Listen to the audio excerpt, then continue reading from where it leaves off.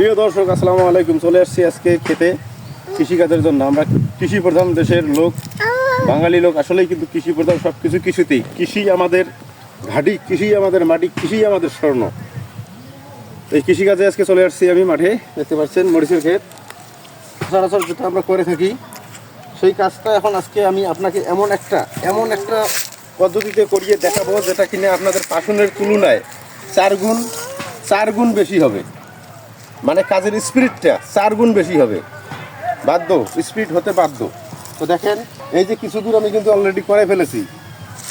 এটা এই পুরো ক্ষেতটা আমি নিয়ে যাবো। পুরো ক্ষেতটা একটু দেখাও।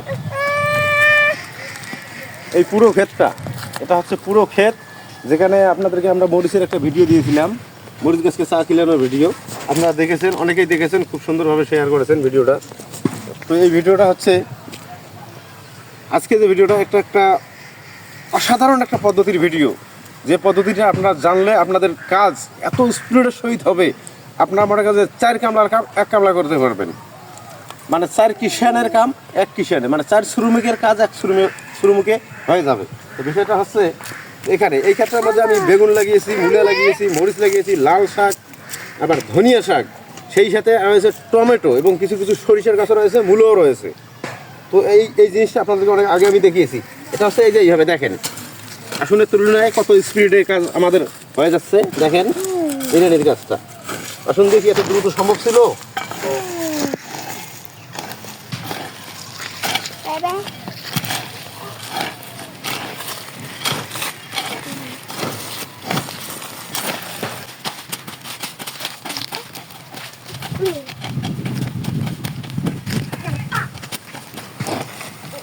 আচ্ছা বলেন, এই যে কয় মিনিট হইলো, কতটুকু সময় আপনারা দেখলেন?